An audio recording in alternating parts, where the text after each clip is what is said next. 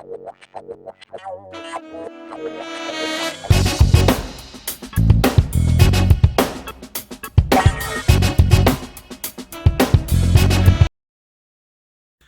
y'all, I'm the Eclectic Blerd, and welcome to another Eclectic review. Today we're going to be reviewing The Falcon and the Winter Soldier. This is a special review because it's going to be episodes 1 and 2 combined. So hopefully it won't make the video too long, so I'm going to try to keep it pretty short if I can by combining 2 episodes. But that's what we're going to be doing today. But before we get into that, go ahead and give this video a like, leave your comments, and go ahead and subscribe to the channel. So we already done WandaVision, we're doing Stranger Things, we're going to be doing Falcon Winter Soldier. As you can see, we have top 4s that we do. We have, what's trending, which is coming down the line in late April. So just come on and subscribe to the channel, become one of my eclectics, so we can just kind of have fun talking about geeky and nerdy things. So before I get into these reviews, my overall concept is that I really, not concept, but thought. My overall thought is that I really love this show. And the one thing that it's doing to me, as a black man in America, is really tapping into something in the black experience to me. And not saying that it's good, bad, or indifferent, but it's make me feel in some kind of way about being black in the superhero world. Ain't no different than being black in the real world, right? Based on what we're seeing on how they're rating these shows and how good the acting has been. So let's get into it. So episode 1, which was entitled New World Order. So we're, probably 6 months, around about approximately 6 months after the ship was given over to Sam from Cap. And so it starts off the first 8 minutes. If you weren't a fan of the Falcon as a character in the MCU, I'm talking strictly MCU, not comic books.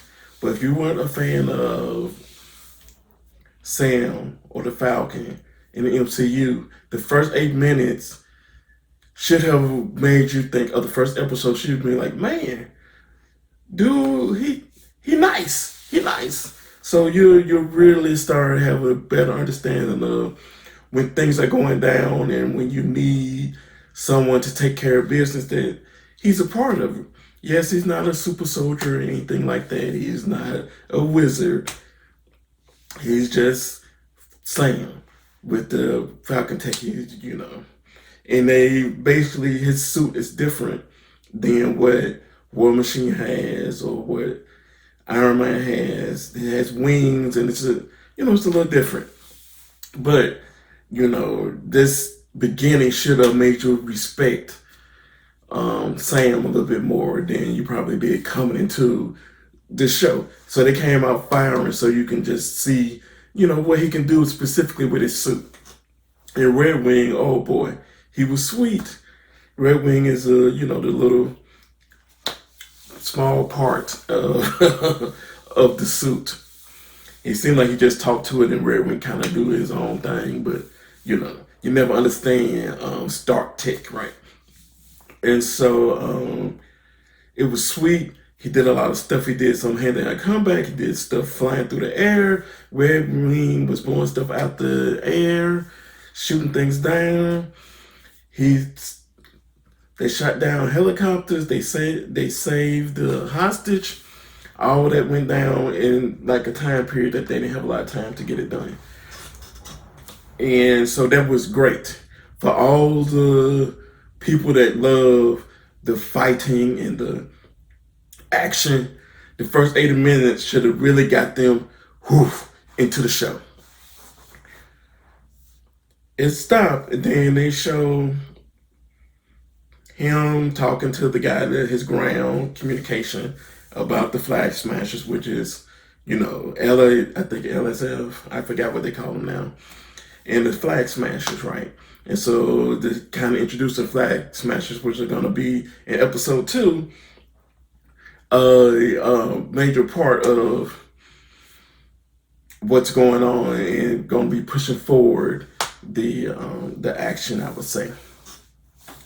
So move forward to that, you hop over to Bucky, and he's sitting in in a psychiatrist room on the couch, answering questions about is he been doing the things he's supposed to do, how is he feeling, that he's not calling anybody, he's not answering nobody texts, and that he's following 3 rules about not killing anyone, not getting involved, and telling everybody he's no longer the Winter Soldier, that he's now Bucky Barnes, just different things to try to help him overcome what he's been going through, right?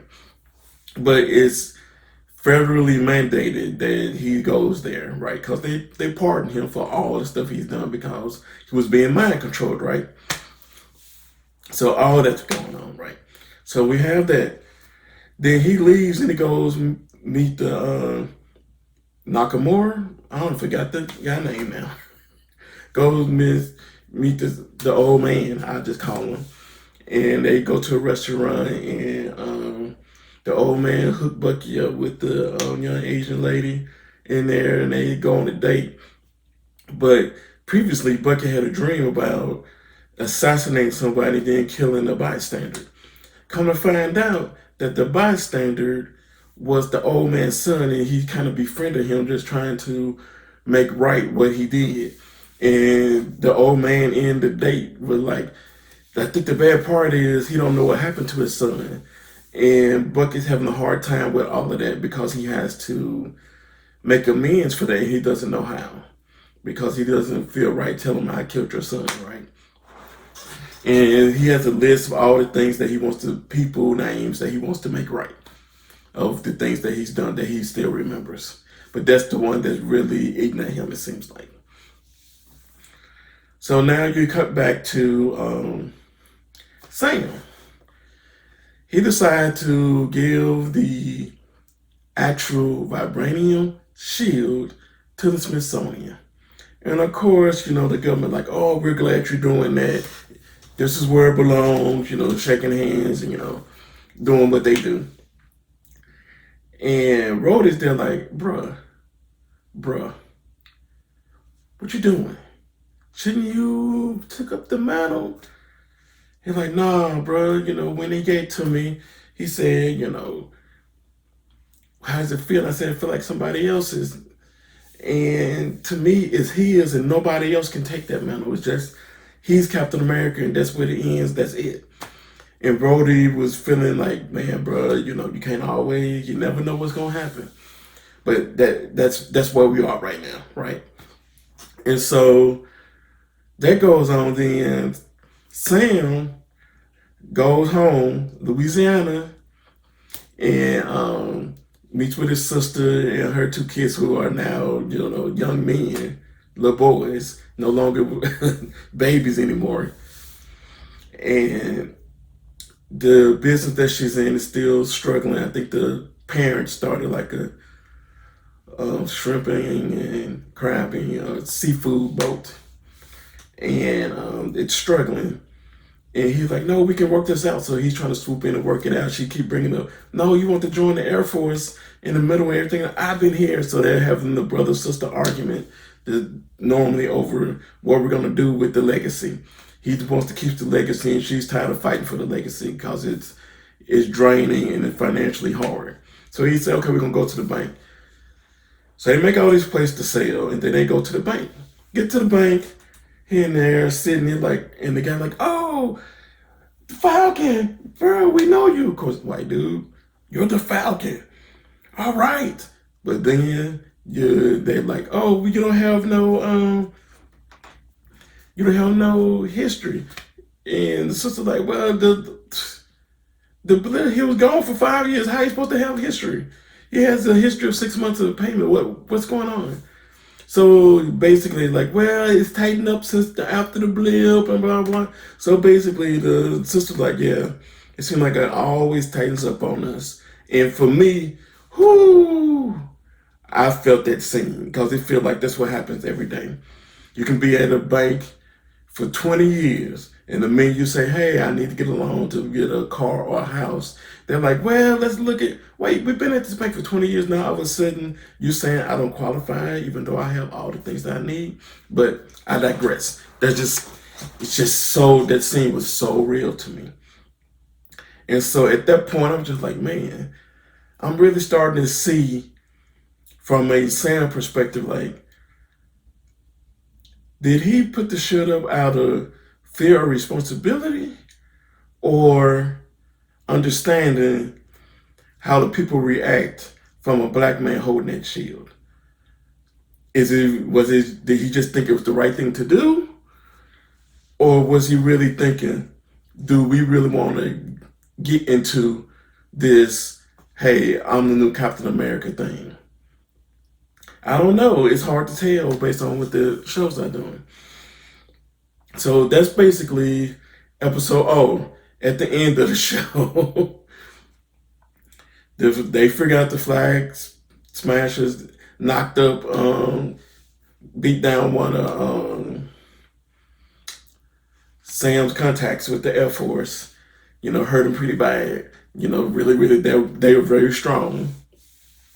Then the government decided to take the vibranium shield and say, we introducing a new Captain America. And dude come out and wink. What the funny part about it is, my wife really think that dude is not very handsome. But, I can't say here that he looks a little funny. He looks really funny with the suit on, with the helmet on. But when it's off, he's all right. My wife's like, nah, he's still not, he's still not very handsome. But, that's kind of, I think, what they're trying to portray anyway. But, so from going forward, I'm going to be calling him the fake Captain America. I know he has a name like Agent One or whatever, Captain Agent. I don't know what they call him in the comic book, but for me, fake Cap going forward. And so as we head into episode 2, it starts off with fake Cap being nervous about being Cap. They're trying to make you feel some kind of way about him. And I'm still like, bruh, you still should have said no. Nobody should be carrying up that mantle. Why do you need somebody to be a Captain America? Why? But I digress. It's all about the propaganda that they always try to push on us and everything. Then his buddy come in, which is a black guy, like, hey, come on. And this dude, nickname, which came on later in the show, is Battlestar, which is a great name, but that's just what it is. They come out, they got a black band playing at his old high school, and I'm looking like, oh, he went to a black high school? Because the band is basically black, so it's like 80-20. Most of the people in the stands are black. Some white people intermingle. It's like, oh, he went to a black high school, his best friend is black. Or they just chose the band. But if we're going with what the show was showing us, he went to a high school that's majority black. But I digress. So all that's going on, and they're just, pushing the propaganda of him being the new Captain America. They're just pushing it and pushing it and pushing it. That's what the government do, of course. They want to push their propaganda on us, right? And so they have that going on. Now all of a sudden, Bucky flies in to confront Sam about the shield. Like, it's the shield. You don't know what that shield stands for everything. Why'd you give it up? He's like, I ain't got time for this right now, Bucky. I'm trying to figure something out. He's like, what? He's like, these bad people right here. Red Wing say that at this here. And he's like, Red Wing, I don't trust that thing. Why you call it? No. Well, I need to see if it's real or not. And and then it seems like these three people, these flag smashers are one of the big three. in the big three. Yeah, the big three. And what he said, Wizards. Oh gosh, now I'm gonna forget the joke. He, now I can remember the joke. Wow. But either way, the wizard is the part I remember because that's where the joke was around. Because Buck was like, we don't fight wizards. He's like, oh, Dr. Strange. And he's like, Dr. Strange is a sorcerer. And so like, yeah, a sorcerer is just a wizard without a hat. Which is pretty funny to me. And Buck was like, hey, I read the original Hobbit in 1943 or whatever. So all that was a fun exchange. But they got on the thing, and of course he didn't have no plan. They stand at each other. Then, Bucky jump out without a parachute, basically falls on his back, and the little red wig thing is, taping him and stuff. He's like, oh, I got it on tape. Then they go to the warehouse, and Bucky want to rush. And so I'm like, no, we got to see what's going on. And so figure out about 6 or 7 people in there, and they were stealing stuff. And then when they were pulling off, they run out the thing. Bucky jumped into the second one, the first one thinking that it was a hostage in there, and he said, oh, this looks like vaccines. It's like medicine. He's like, oh, okay, I found the hostage. Then the hostage ended up being the flag spatcher, and he kicked them into the other truck. And then the other ones pulled them up. Then the little lady started, beating them down and everything. And when Red Wing came, started shooting, she jumped up, grabbed him, and split him in half. Now, I know for a lot of people like Red Wing. Red Wing was an interesting character. He used him all the time. He treated him like a real person, right? But a lot of people probably were sad when she grabbed him and split Red Wing into pieces. But it was a good scene and everything. And then there's some fighting going on and all that's going on. And the fake Cap and Battlestar show up in the middle of the fight on top of the truck. So the 4 of them are fighting the Flag Smashers, who basically, win the fight against all 4 of them, right? So they were walking back, and Bucky sounded like, you glad Red Wing broke and it gone, right? He was like, no. And he's like, yes, you are.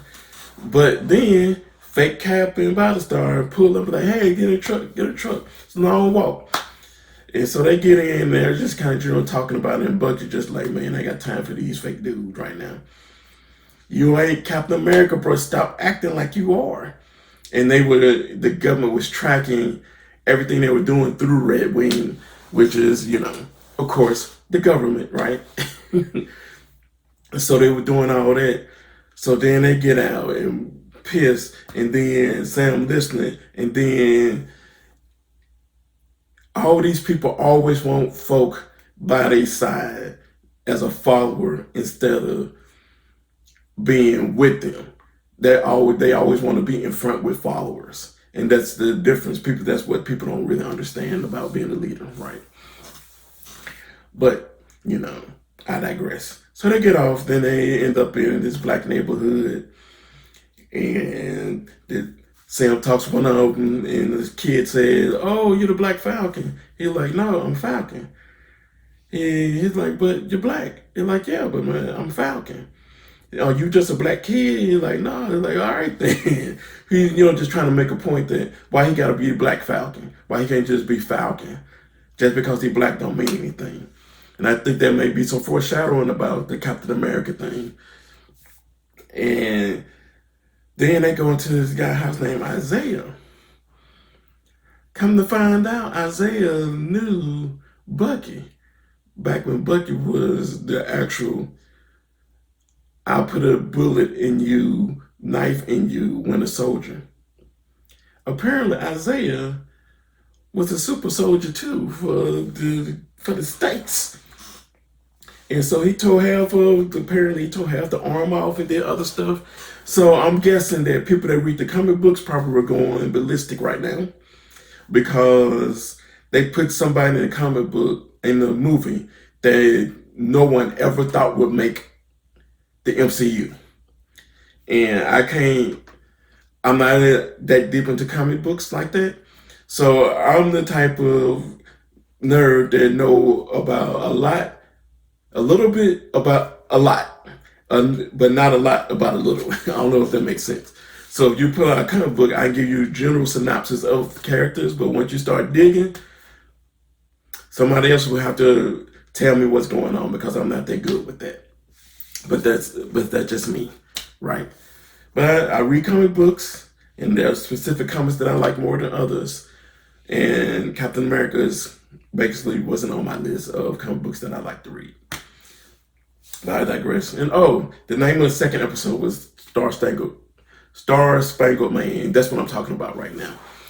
And so all that is going on, right? And they're in a black neighborhood.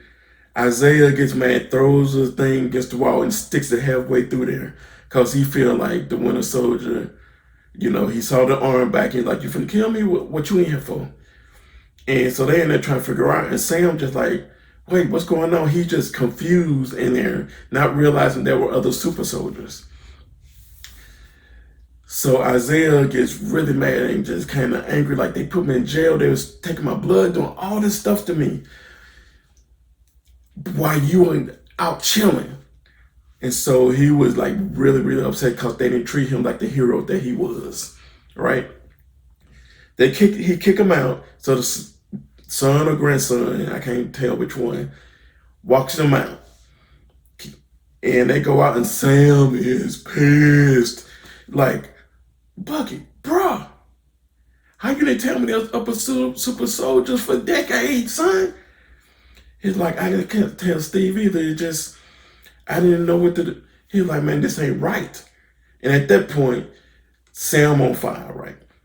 And he's yelling, almost to the point of where he looking like he won't throw hands because he's thinking, like, I'm feeling. So you have a black super soldier working for the country. He come back, supposed to be a hero, but y'all trying to figure out how he's a super soldier. That basically seemed like what they were doing to me. And so you didn't let him out for 30 years. Maybe y'all figured it out and then like, oh, you can go now. And so, but that's just kind of where my mind is at. Because then more super soldiers, the flag smashers, the assumption's made that they're super soldiers somehow.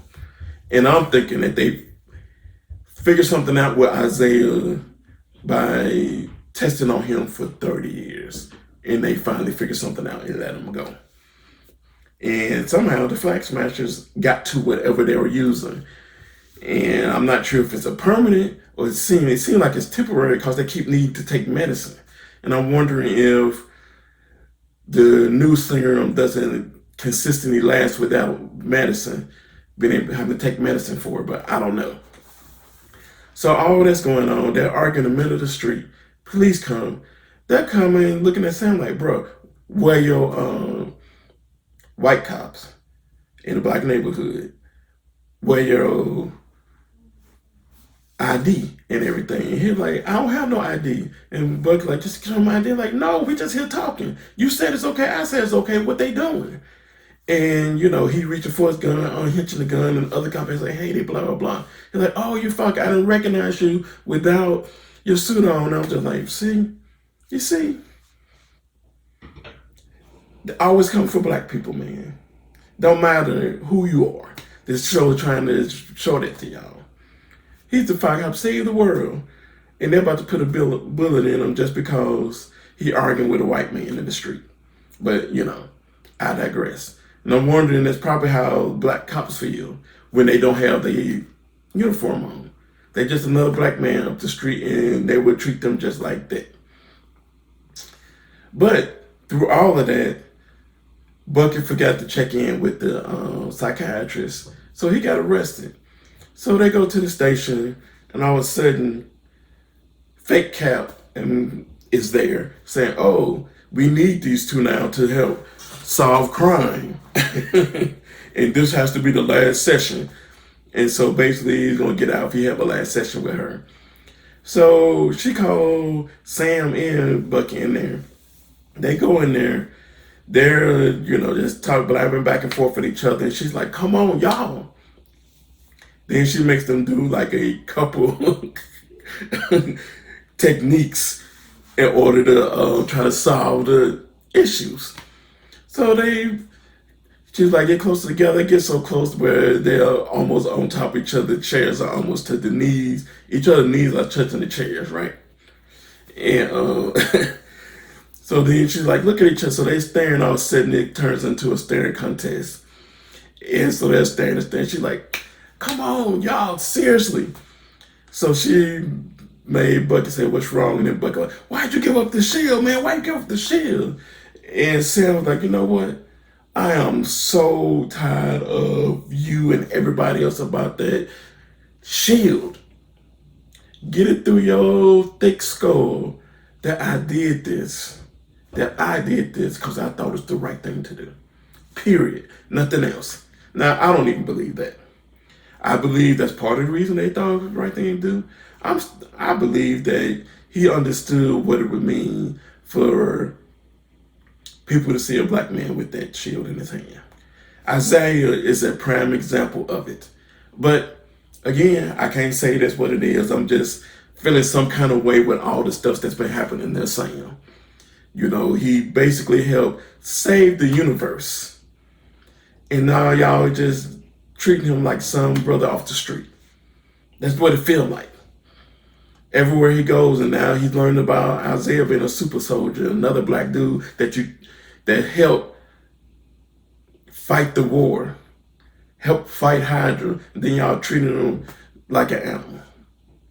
Put him in a cage to get his blood and stuff. It just, I'm just feeling some kind of way. After the bank scene in the first one, then you have the Isaiah scene with his anger, and I just felt the anger when he was yelling for them to get out. And then the police showing up, then Sam's anger. All of that is just feelings, got me feeling some kind of way about what's going on. I'm loving the show, but they digging into that black experience, specifically if you're black. If you're not feeling it, I can't help you with that. But for me, I'm feeling it. Seriously. But one of the great things for specific for people that love the MCU, they decide at the end of the thing that they're not going to work with fake Cap and Battlestar. And the fake Cap was like, well, if you're not working with me, then stay out my way. So he's starting to look like, look, I ain't got time for this no more. Then we going to do it. Y'all just do what y'all going to do. Because they got the resources, right? So they walk away and be like, okay, who we going to talk to now? And then Bucky's like, there's somebody that work with Hydra. He's like, no. Sam's like, nah, wait, no. You can't sit in front of this dude, bro. You sure about this? And Buck's like, where else we gonna go? We ain't got no more leads. And Sam's like, all right, we go see Zebo. And did I say his name right? What was his name? Zebo? Oh Lord, I done lost my train of thought. But they decided to do that. So I'm pretty sure then they showed him in prison. He was just, how much he hates superheroes and this whole concept that he did. He was the main, for those that don't know,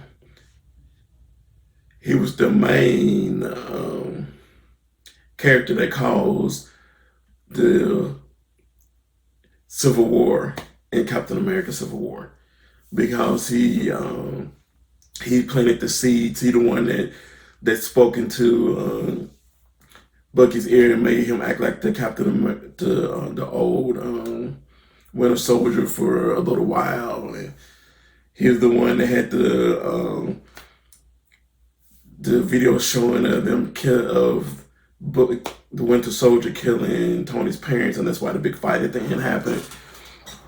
And it's that character. That's why Sam was like, you sure you want to confront this dude after what happened years ago, right? And for us, it's in the Civil War, right? And so that is really where it ends. And like I said, I'm loving the show. Hey, it's very, very good. it touches on a lot of things for the people that love the MCU and what it does. For me, like I said, I'm kind of been dealing with I don't even want to call it the Black experience, but dealing with that part of the show in one way and dealing with the action and the rest of the show in another way. You know, very interesting in the Isaiah character. I wonder if they're going to do something with him or maybe his grandson or something, because that's very interesting to me as well. Who knows where the show's going to go next? Can't wait to see what's going to happen. And so that's my review. Just like always, you can follow me on other platforms. You can follow me on Twitter at Blerd Eclectic.